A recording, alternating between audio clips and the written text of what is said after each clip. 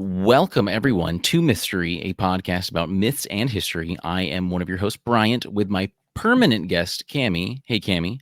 Hey, Bryant. And then my special guest, Shanika. Hi, Shanika. Hi. How are you Hey, guys Shanika. today? I'm great. I'm excited. Yeah, thanks so much for coming on. Cammie, you doing okay today, too? Yeah, I'm super fantastic. Thank you. So, Cammie, can you please introduce our guests for us? Yeah, so Shanika has we actually know each other outside the podcasting world because she has her own business as well, and we kind of met at like some markets. Actually, the market that Candace puts on, right? I'm pretty Yes. sure we might have met at Soda Yeah. City before that. I think we did. I'm sure I've bought stuff from you and then we put two and two together like, oh wait. Yeah. So yeah, we that's kind of how we know each other. And then Shanika had a podcast called Self Created that I listened to, and then she found out about a myth story. And then she's got a brand new podcast if you want to tell our listeners about it. Yes. So my new podcast is called Horror Hues, and the tagline is a horror and urban legend podcast told through a Black woman's perspective. As someone, I've always loved horror movies, especially like the 80s style, 90s, but a lot of those movies, the main cast is predominantly white. And when you do have that one or two Black characters, they tend to do things that are not stereotypically Black. And every Black person that watches it is like, I would never do that, this is so stupid. And then I've always just been into Greek mythology, urban legends. My sister and we went on a tour recently somewhere when we were doing a market, and we were really excited to do this tour and like learn about the city, the haunted past. But then I just kind of left disappointed because like the whole shtick was everywhere you walk, there's a dead body. And I'm thinking, well, this is America. Yeah. There's dead bodies, like that's not impressive to me. And a lot of the stories, of course, since we live in the South, it revolves around slavery, revolves around Black people, and how we were just really, it's just disgusting the way we were treated. And it's been sensationalized to be like, and then this owner lined up 8 slaves and just shot each one in the head. And it's like, well, why? What were their names? Right. What were they accused of? Because if you're a slave, I'm pretty sure you're not doing anything wrong. Like the only thing you're really wanting is to be free. So why are they getting shot in the back of the head? Why are we getting told this 2-minute story and then being told, okay, let's walk down the street now to the next place. Yeah. And I listened to another podcast when somebody went on some of these tours, and they were saying that sometimes the stories are made up. Mm-hmm. And yeah, they are. It's cool to go back and be like, yeah, I went on this tour and I heard this story. And so there was like one story told about someone, and she was considered a witch because she used herbs and creating stuff, and that's what I do. And so, I was like, well, I'd be considered a witch, and, I'd be hung or this and that. And so I just kind of want to research more of the person, like, well, what was their life about? Like, what herbs did they use? What were they into? Instead of just being like, you see that CVS? That used to be the jail, and she was hung right there, Right. I want some more out of it. And like I said, I just want to bring my perspective as a Black woman, because I'm like, some of this stuff is not cool. Yeah. No, that's a great point. That's a big reason why we wanted to do this show. Cammie and I wanted to explore like, myth and legend. And we've done stuff like we've learned way more about Greek and Roman than we ever kind of assumed we would. We've really gone diverse. We just talked about the Mesoamerican Quetzalcoatl on the last show. And even like Athena, you kind of feel like I kind of know everything there is about Athena. But I found some things out today that I'm absolutely excited to share with you guys. So yeah, it's really cool. So the format of our show, we typically, Cammie will give a story. I know you're going to be giving us one of your favorite Athena legends or stories here. And then I'll give a quick kind of discussion about some of the history behind Athena, what the primary sources are that talk about her and stuff like that. And then, we'll have a little bit more of a discussion too about what podcasting is like and what we like to do. So Shanika, are you ready to kick off your Athena story? Yes. So it might be a little bit quick. Sorry. Sure. No. Don't worry. Go for it. Yeah, so so two of my faves from Greek mythology is Athena, and recently it's become Medusa. I feel like she was misunderstood and treated wrong. Yeah. Everyone knows Medusa is the lady with the snakes in her hair. You look at her, you turn into stone. But Medusa used to be one of Athena's handmaiden, and then Medusa was just like a really beautiful woman, and then of course she talked about her beauty and the gods. Everyone knows, their hubris. They thought that they were better than anyone. So if anyone said, "Oh, I'm better than," or anything, they got upset and punished them. But Medusa was just talking about, I have the most beautiful skin. It's, more beautiful than like the fallen snow, and my hair is better than the sun. And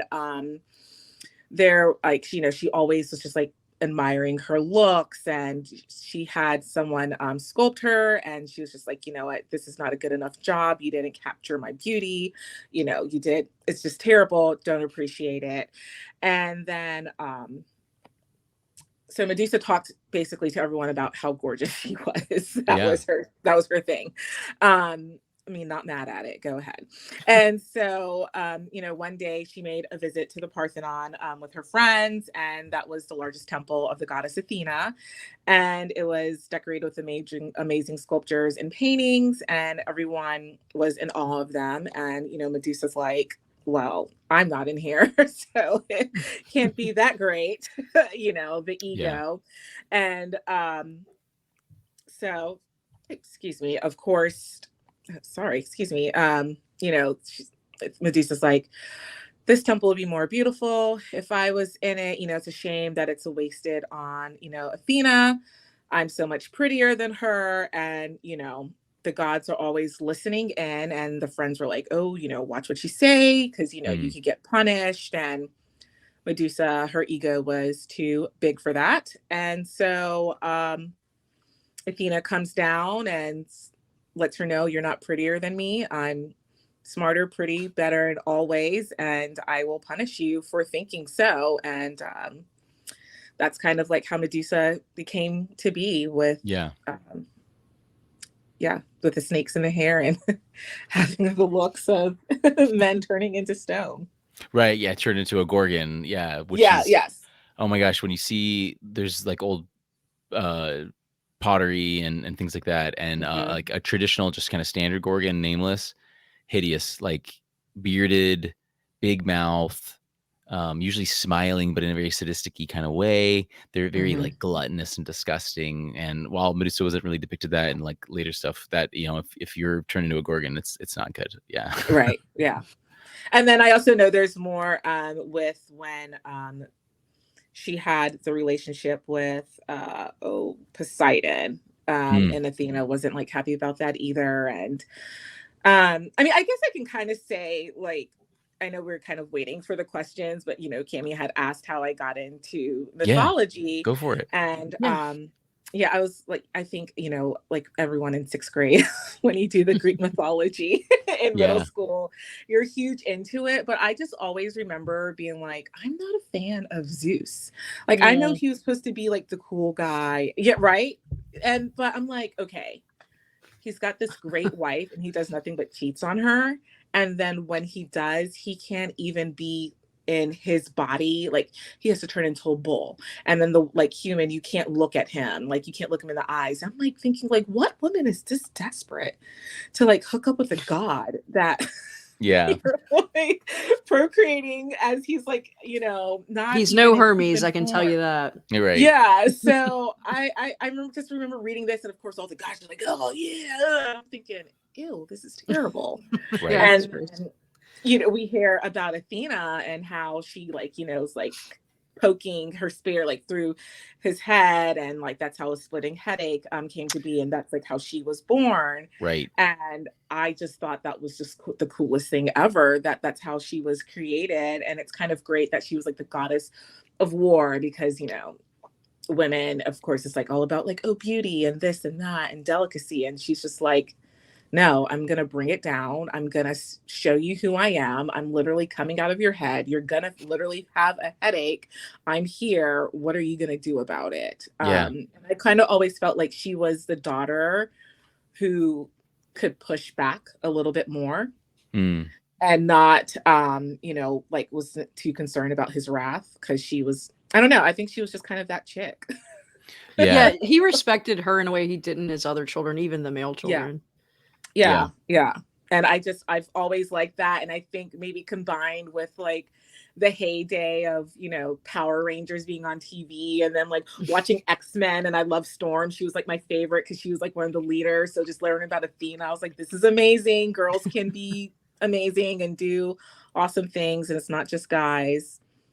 Yeah, she's really incredible. And talking about her feeling she needs to punish Medusa, which maybe Medusa needed a little humbling. I don't know if that was a bit severe, but Right.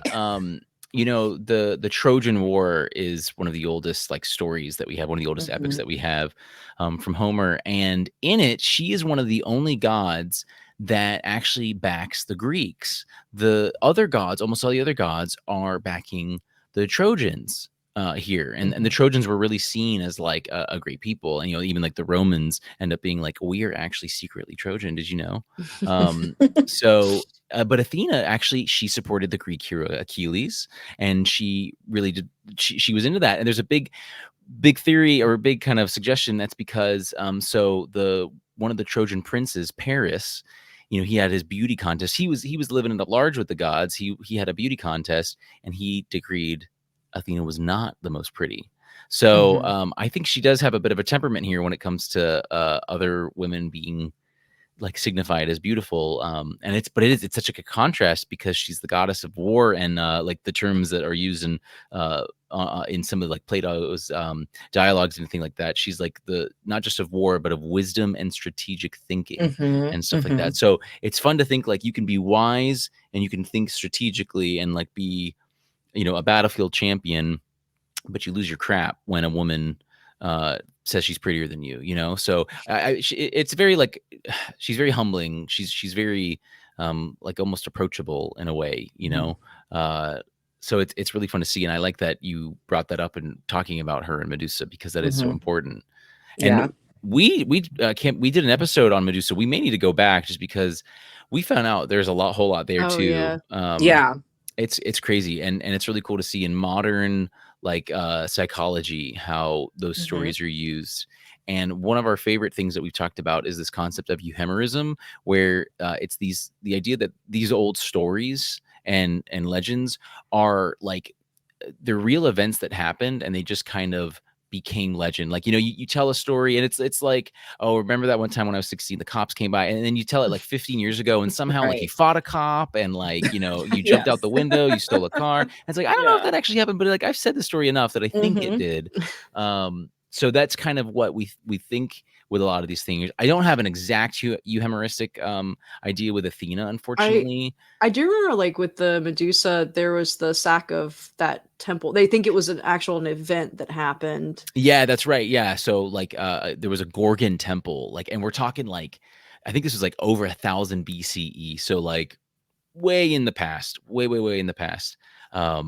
There was a Gorgon temple that was sacked, and because Gorgons were gross, they were weird. I guess some people got upset, and this sacking was a big event, though. This temple could have been pretty important in this area, And as that story spread, it somehow became the story of Medusa getting slain.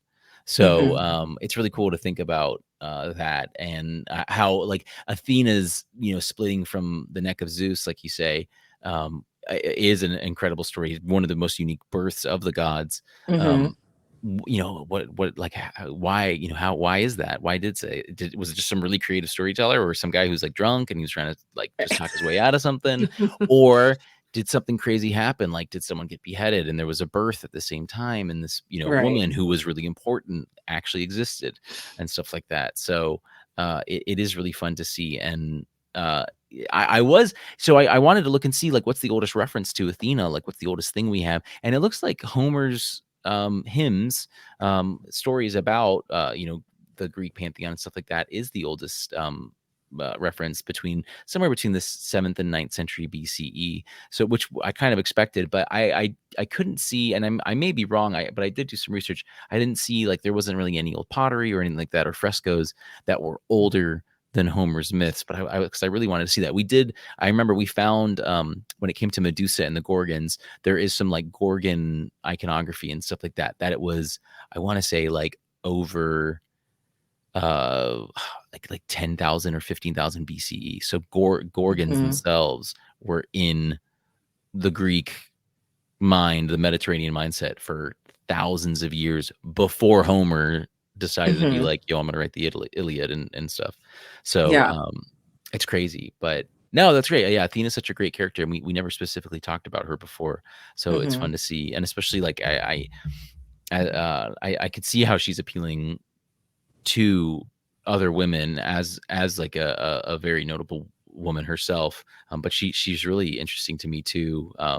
As being a goddess of war, I was like that when I was younger, and but she's just unique too. And one of the things two things that I did not know about her that I thought were really interesting was she's essentially depicted always as a pure and a virgin, and I thought that was cool because she wasn't born in like a live birth kind of way, and she's never given birth, so she's very, the way she's depicted, the way like she's always kind of talked about, but it really gives her a unique air about her that no other god can claim, really. Yeah.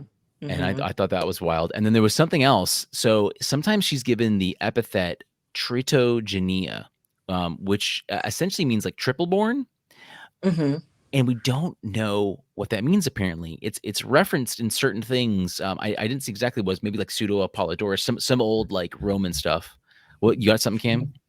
It's ringing a bell. So there's a thrice born something, but it wasn't. I don't think it was Greek. Sure. Oh man, I wish you had told me this before this. Oh, I know. Surprise. Yeah.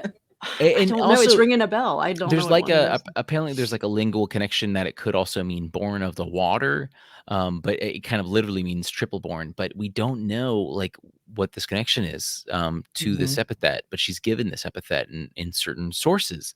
So there could be something more that we don't know, that we don't have archaeological evidence of, that connects with like her being born from Zeus's head. Or something else. So I thought that was really interesting. And another thing I think a lot of people overlook is, and this is probably the most important thing to Greeks and Romans, she is accredited with inventing the olive tree. Which was... I have that there as well. About the olive tree. Yeah, one of the most important things to ancient Greeks, olives. And even to this day, still very, very important. So I thought that was really like fun. I think I knew that, but I just didn't really remember it until it was in my face. So I wanted to make sure I brought it here. So yeah, and that kind of brings me. That brings me to one of the questions when you were asking about what do you remember, and it's from. So I took Latin in high school, and with that comes Greek mythology. And one year we interpreted the Iliad, so the Odyssey, and then there's like when Odysseus finally makes it back home, and he and the wife are talking, and they make a reference about like their bed and like the olive tree and everything, and how to extend an olive branch comes from that, because so because it was about, because like the whole thing about like you had to let anyone into the home, because anyone could have been like a Greek god, in hiding, and you have to, treat everyone like right. So when this Odysseus comes back, like, oh, I'm your husband, and she asked him a trick question about, their bed, because obviously it couldn't move because, of the it was built out of an olive tree. So that's something that sticks out when people are like, an extended olive branch, and I'd be like, do you know that comes from? That's a great, there's a ton of connections to Athena there, and Athena's always like the protector of these heroes, these male heroes and stuff like that, like Jason from the Argonauts, Achilles, and in some ways Odysseus, I'm pretty sure she like kind of messed with him a little bit too. She messes with some people too. He deserves it. But it makes him stronger. I didn't like him because he's just like, he's sleeping around with everyone. And then he's like, oh, I hope my wife was faithful. And I'm like, are you kidding me? See, second status, she's fine. She's got other handmaidens. She's all good. Don't worry. We all know how it was back then. Don't worry about it. I know, seriously. Yeah. She was all right. She had her olives and her wine. And her friends.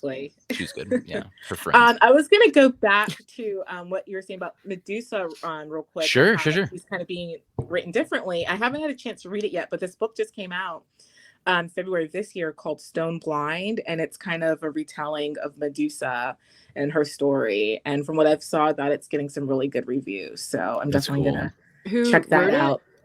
I will tell you in just a moment. Cool. Stone Blind, a novel. Natalie Haynes, I think I see. Yes. There you go. Cool. Yeah. Mm-hmm. Yeah, it is well reviewed. Yeah, so I want to check that out. I also read a book. It came out years ago. God's Behaving Badly. I've heard of this. Yes, sure. And I think it was made into a movie that wasn't well reviewed. But it was, yeah. So good. It was just about all of the gods basically living in like New York together in one apartment. And oh wow! Yes, I do remember hearing about this. Fable. I don't know if either of you are super into comics or anything. It's Neil Gaiman, isn't it?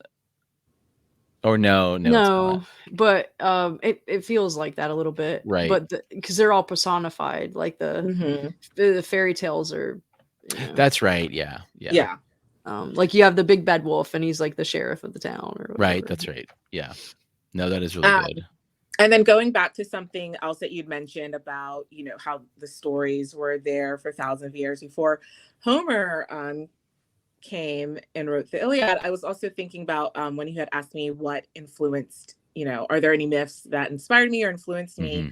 I remember I was taking an African history class in college, and the first day the teacher puts a quote on the board. I can't remember the exact quote, but he had, it said something like, and may the almighty blank, have mercy on you. And he's like, who do you think what name goes there? And of course, majority of people were like, oh, well, God, may God have mercy on you. And he was just like, no, it's Zeus.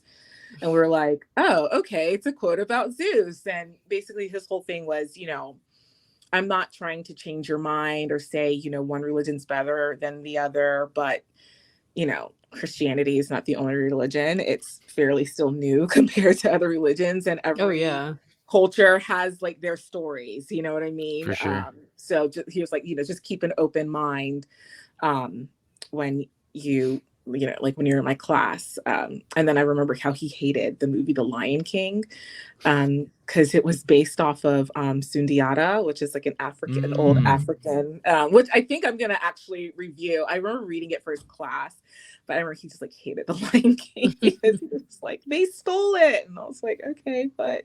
Sure. Disney Hakuna Matata? I don't know. Right. Like, it's still a great movie. That's great. Yeah. Mm-hmm. Well, that's awesome. I'm really glad that you have a connection to myth. Just like I think everyone has that natural connection and curiosity and stuff like that. So no, that's great. Well, Cammie, I know I've yapped enough. Do you want to? I know we answered a couple of the questions that you had in mind, but do you want to take over and talk to her about like her podcast in general and some other questions?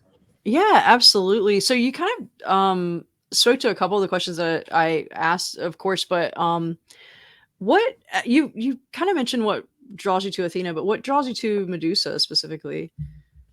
I think like when I just got older and how they're just like, oh, she's ugly woman and this and that, and you just kind of know her mainly from like Clash of the Titans, chop off the head, free, like turn the Kraken into stone and whatnot. And then I'm thinking, okay, well, first of all, this is not how her life started.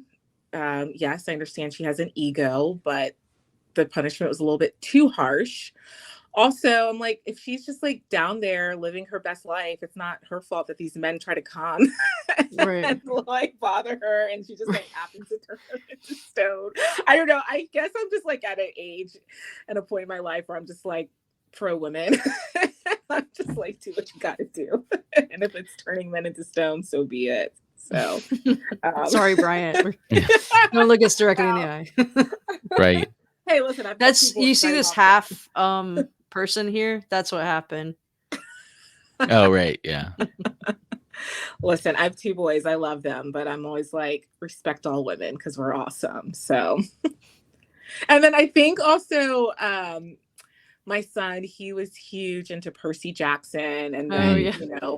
going through the books of him and then watching the movie. Then, of course, Uma Thurman as Medusa clearly is not ugly. So, even though the movies are silly, it is still nice for there to be like a retelling of It's it, great to for like, interpret it in a different way, yeah. for sure. Yeah. Yeah. And especially for like the younger crowd. Because Yeah. I'm thinking back, I'm like, God, I was 11 and my teacher were telling us these stories. I'm like, I think she should have probably censored some of them a little bit Right. better. But, what can you do?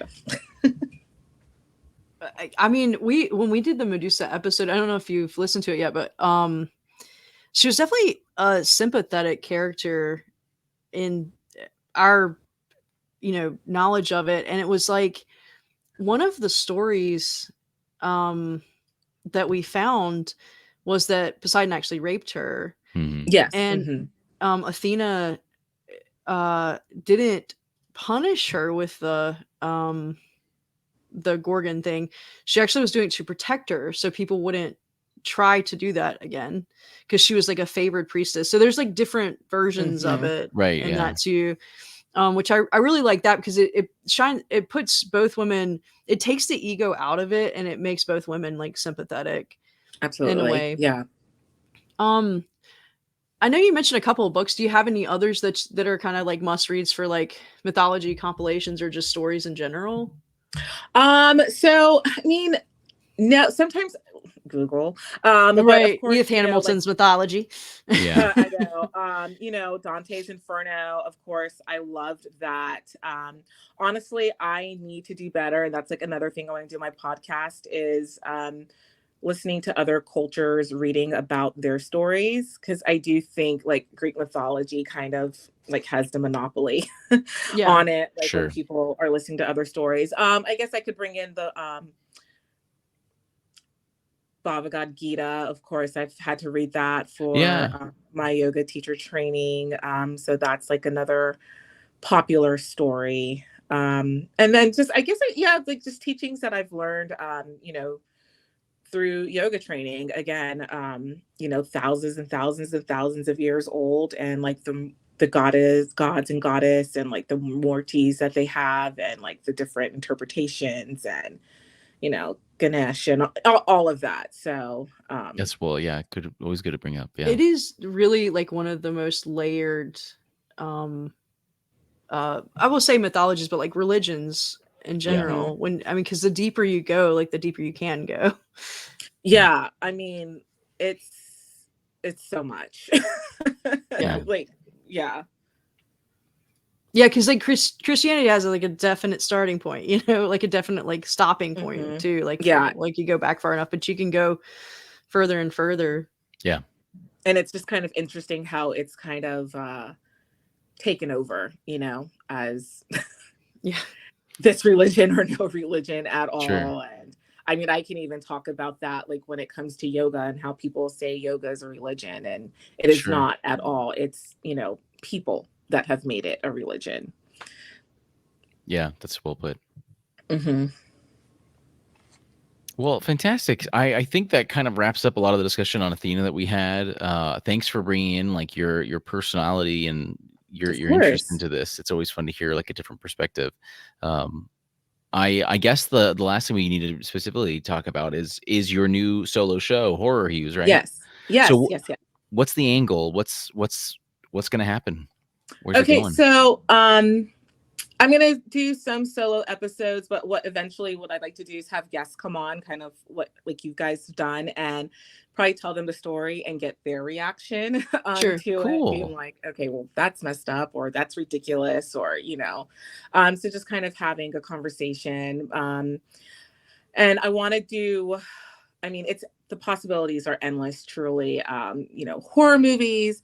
I want to do books. I've read, a lot of horror-based books, TV shows, like I said, mythology. I really want to look more into like the Southern Gothic, like the stories that were told. I'm really interested in the story of Alice Riley. She was who I was talking about earlier.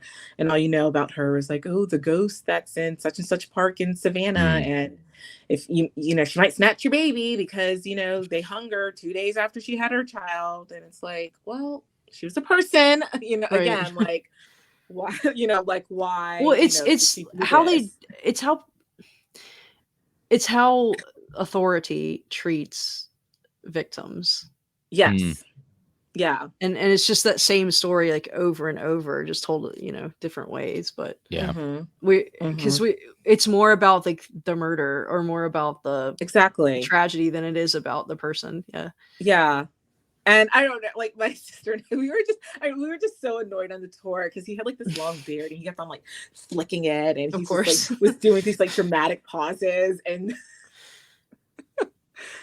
yeah, once the tour's over, we're like, okay, thanks, and we just like walked away, and I was just like, this is terrible. I don't know, it just like turned me off, and it just kind of made me mad. I'm like, this is making so much money for this city, which is like, okay, that's great, but we have got to do more justice to these people and the stories that we tell, you know. I just feel like a lot of times as humans we have lost our compassion for people and death, and like it's tragic and it's terrible. And you know, I just think that we need to bring some more compassion to these stories.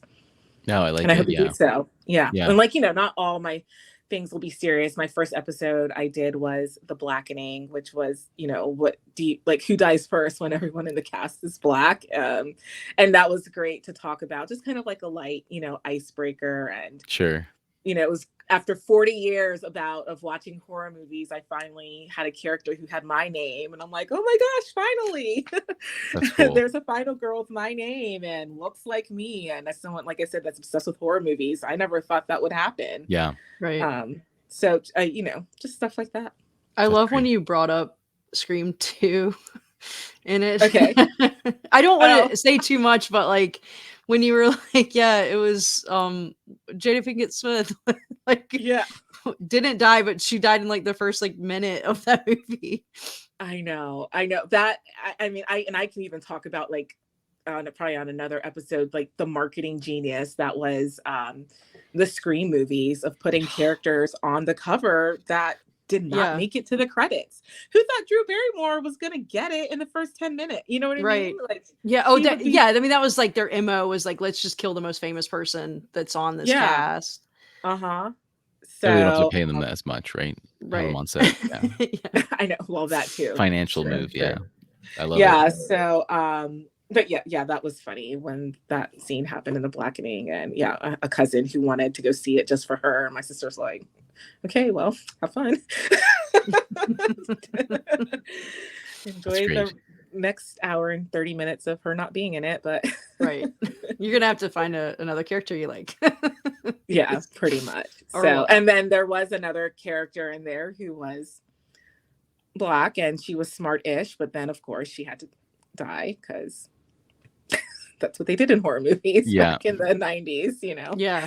I mean, that's what they do in horror movies today too. Like it's they do.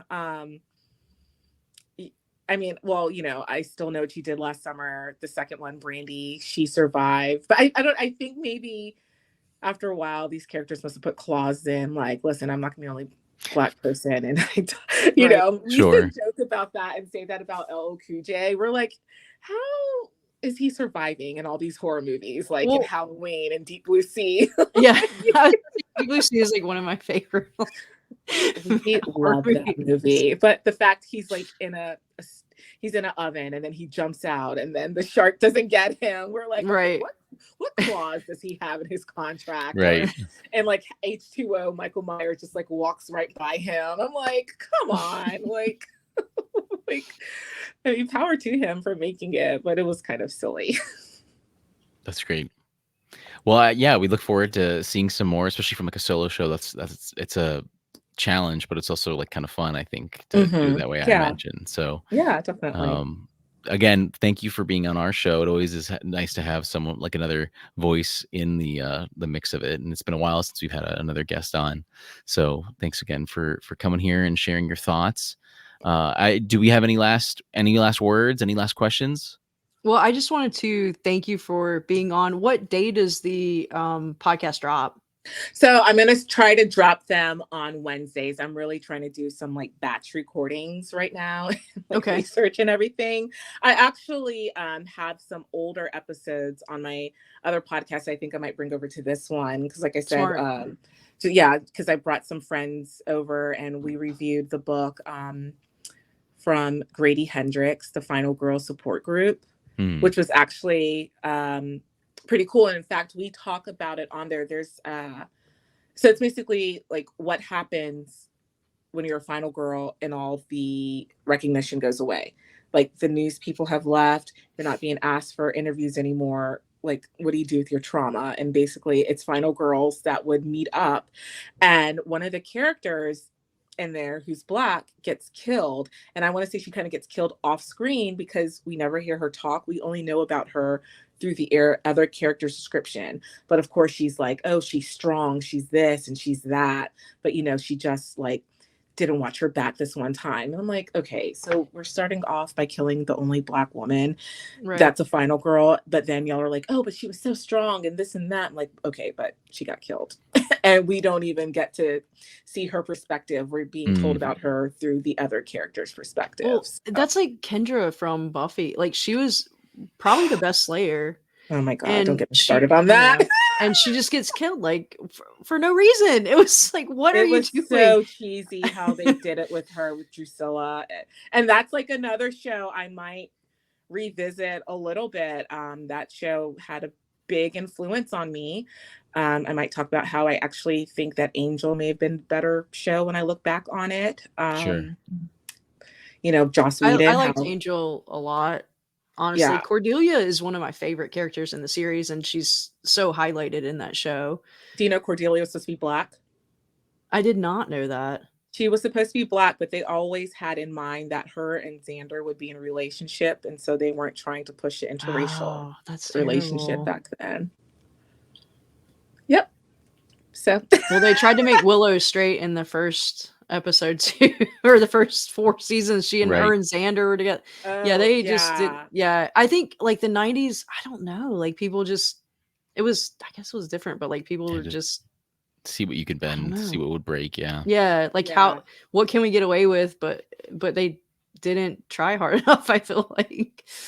I think that was definitely the issue with Buffy. And then you go over to Angel and it's like, we're in Los Angeles, just have fun with it. I think the last season of Angel, when they own Wolfram and Hart, is like perfection. I think that is the best season. We need to do because we do like Halloween episodes and stuff. We definitely need to do like a Buffy thing. That'd be great. Yeah, I was just thinking, I know. I totally now we're gonna be here for like another 2 hours. Just talking. I just like there's certain parts like I can still remember the first time watching it, how it made me feel, like when I cried. Like it's just, I love that show. Even though it wasn't always so great. Now we know what our next episode that's going to feature you is going to be about, right? We're going to have like a Mythstorie Buffy. We can talk about the lore and myth of Buffy. That'd be, okay. So that's an 8-parter right there. I love that movie. That's great. Fantastic. Well, Shanika, thanks so much again. Everyone, please check out her new show, Horror Hues. I believe I saw it on pretty much most major podcasting services when I did a search of it. So search it wherever you can, find it on Google, and then you can go from there if you can't find it on your direct service. But please show her some love and support. And again, thanks for being here. Thank you for your story and info on Athena. Cammie, thanks for being back on your show too. Thank you. Appreciate having you. And Shanika, I don't know if you know, but at the end of the show, we howl after I say we'll see you next time. So will you please join us on a howl in a moment? Okay. Like a howl at the moon. Yeah. Cammie just thought of it and we do it. All right. So everyone, thanks for joining us and we will see you next time.